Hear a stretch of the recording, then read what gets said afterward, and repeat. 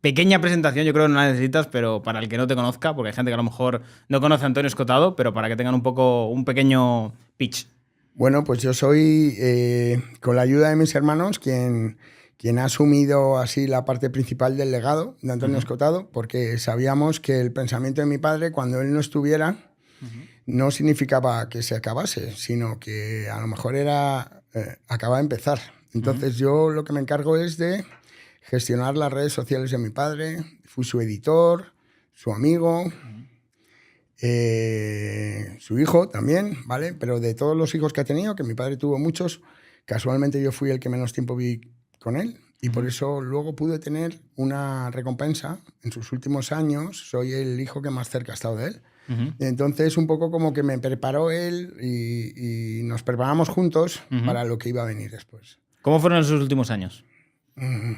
Muy hermosos, en el sentido de que, ¿cómo puedo decirlo?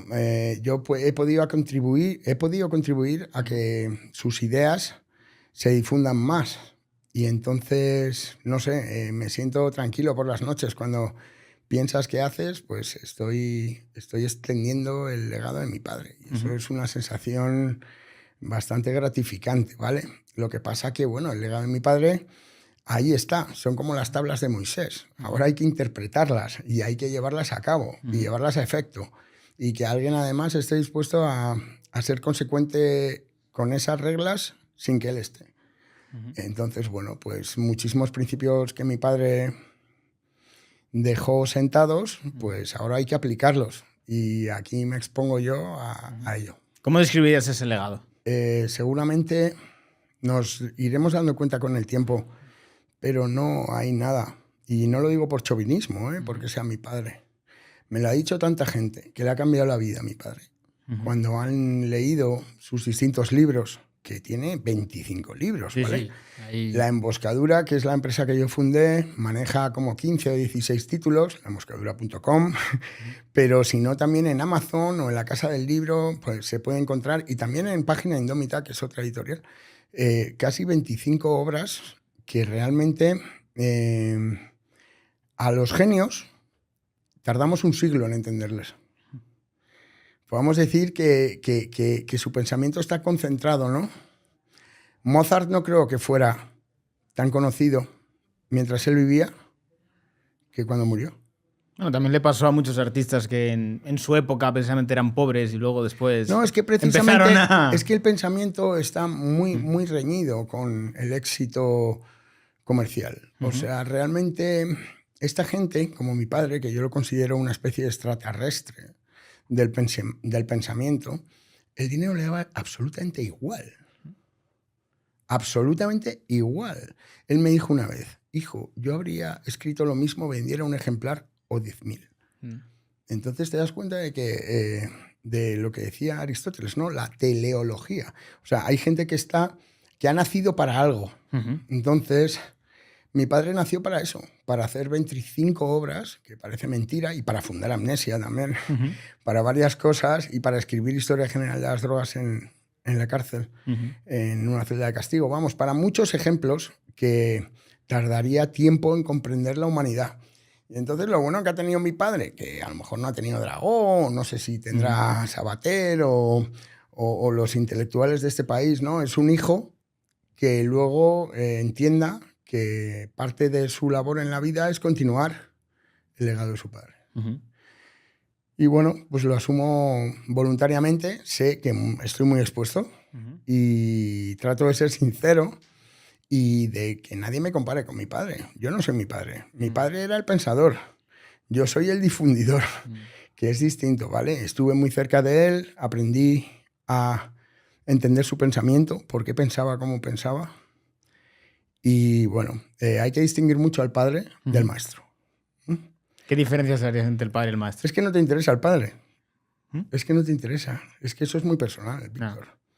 Es que lo que estamos aquí es por el maestro, ¿vale? Tú no quieres saber si Mozart trataba bien... Bueno, Mozart no tuvo hijos, pero... o sea, hay muchos genios que... Borges, por ejemplo, ¿tú entiendes que votara a Pinochet o que estuviera a favor de Pinochet? A mí me da igual. Yo lo que sé es que aquí el poema suyo de por los ríos inmemoriales que convergen en mí. Eso no tiene nada que ver con la ideología. Entonces, separemos a la persona de su obra. Yo creo que esto cada vez es más difícil, ¿eh? Porque últimamente, sobre todo, es como que casi el artista se ha vinculado también mucho a la ideología y la gente le cuesta mucho separar la parte del artista o de la parte de la persona de la ideología. Es como que todo ahora se ha vinculado mucho y la gente no tiene mucho a separar por toda la crispación que hay. En el caso concreto de mi padre es cierto que hay una amalgama ahí porque es imposible entender su pensamiento sin entender su vida, sin conocer su vida. O sea, él me dijo un día, hijo, yo no quería ver la revolución sexual, yo quería protagonizarla. Bueno. Entonces por eso me fui a Ibiza. Yo no quería que otros me dijeran qué se siente con las drogas, yo quería saberlo yo mismo. Yo no quería que me hablaran de comunismo, quería estudiarlo yo mismo, ¿no? Entonces, es cierto que en Escota, sin su vida, sus textos no tendrían sentido. Porque alguien que consideramos el filósofo de la libertad, que cada vez ya se está extendiendo esta idea de que los filósofos son de algo. No eres filósofo de las ideas, eres filósofo de las mónadas, como antes hablaba con él de Leibniz. Escotado es el filósofo de la libertad. Pero para poder hablar y ponderar sobre la libertad tienes que haberla perdido. Para poder hablar de las drogas tienes que haberlas probado. Para poder hablar del sexo tienes que haberlo disfrutado y también haberlo echado de menos. O sea, nunca valoras algo tanto como cuando te lo arrebatan. Es verdad. Entonces Escotado, y lo dice Fernando Díaz Villanueva, que sé que está sentado aquí, es uno de mis maestros, la diferencia entre él y el resto de filósofos es que no era un filósofo de salón, era un filósofo de calle, dispuesto a cambiar de opinión. Diríamos que no sería tan teórico y más práctico, sino que todo lo basa en el empirismo de yo he probado esto, sé cómo es esto y lo constato. Sí, no, en base, generalmente mi padre lo que pensaba y luego lo que probaba era muy diferente. Entonces, la humildad intelectual de mi padre era reconocer que estaba equivocado. Se equivocó con varias cosas y lo reconoce, pero es que esto es lo que lo engrandece. Sí. Que autores con 25 obras reniegan de lo que han escrito mucho tiempo, pero vamos, que no tiene desperdicio lo que ha escrito antes, ¿no? Lo que es importante es ver la evolución. No. Y cómo mi padre se da cuenta de que allí donde no hay comercio, las sociedades se coagulan. Coagulan. Fíjate qué metáfora de filósofo, ¿no? En vez de decir que la sociedad no fluye, no, se coagula. Es la sociedad abierta o la sociedad cerrada. Contaba él que en la Edad Media, lo que conocemos como los siglos oscuros y tal, se cerraron los caminos, nadie cortaba las ramas, entonces desapareció el comercio, macho. ¿Y qué pasó? Que un tal, bueno, vienen los enemigos del comercio, o sea, apellida Finchale, fue el primero que dijo, yo voy a hacerme una caravana acorazada y voy a quitar esos leños del camino para que la gente sea libre. Y entonces esto es la lucha, el cambio de la Edad Media a lo que conocemos hoy, a la Ilustración, al Renacimiento, a todo esto, es gracias a que una vez que se había cerrado el comercio, alguien se dio cuenta de que estábamos involucionando, que es que ahora mismo Trump aquí tiene un problema también, ¿vale? O sea, el libre comercio abre la mira, pero el proteccionismo la cierra. Y esto mi padre no lo decía por decirlo, sino que se había tomado un trabajo de más de 15 años en investigar quién había dicho que la propiedad era un robo y el comercio es un instrumento. ¿Quién ha dicho esa locura? Por primera vez. Y bueno, se va y lo descubre. Es San Juan Bautista, el primo de Jesús, en la secta Esenia. ¿Vale? Es la primera que está documentado que siente horror ante la propiedad, ante lo monetario, ante la riqueza. Entonces, si tocan una moneda, luego tienen que lavarse las manos. Entonces dices, ¿pero qué es esto? ¿Qué es esto?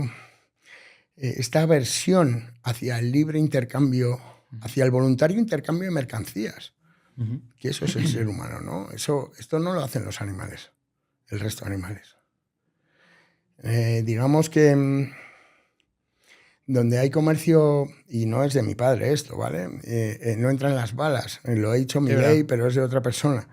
Entonces, realmente, o sea, aunque está la frase esa famosa de si no eres comunista con 20 años y no eres conservador con 40, pues bueno, mi padre experimentó un poco eso, ¿no? Hubo un tiempo que estuvo ahí en plan comuna, en Ibiza, pero claro, pues realmente él vivía allí de lo que los demás tiraban, o sea, un rollo ecologeta de la hostia, cuando no se había inventado la ecología. Pero claro, ya hay un momento en que estás harto de echar aceite a los quinqués, de no tener calefacción, de tener que ir en mobilete de un pueblo a otro. Entonces, hubo un momento en que mi padre se aburguesó. No, mi padre estudió cómo en la Edad Media tú tenías que rendir el diezmo, ¿no? un juramento a tu señor, ¿vale? Y tu señor, tú eres un vasallo. Entonces estabas protegido. Estabas protegido por el señor. Pero a ese señor le debías tantos días de trabajo, él te daba un día libre, a lo mejor, tal cual.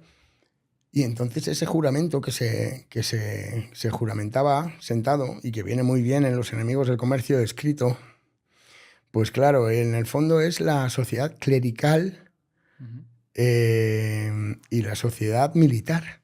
¿Vale? La sociedad clerical militar es totalmente distinta a la sociedad que tenemos hoy, que es abierta. Tú puedes comprar un producto en Corea del Norte. No, del norte no, perdón, del sur. Un poco complicado. Puedes comprar un producto ahora en Brasil, puedes comprar un producto donde quieras. Pero durante mucho tiempo esto estuvo súper mal visto. Y entonces, pues bueno, mi padre lo que demuestra es que, y bueno, y Milei luego también, ¿vale? Lo del palo de hockey, ¿no? O sea, la revolución industrial, ¿cómo es posible que Malthus predijese que más de 1.000 millones en la humanidad nos íbamos a morir por falta de recursos? Eso se lleva diciendo siempre. Es como ¿Y ahora cíclico. cuántos somos? Somos casi 8.000, ¿no? Sí. Y morimos de gordos. A ver, sí. Entonces, ¿quién se ha equivocado aquí? Total.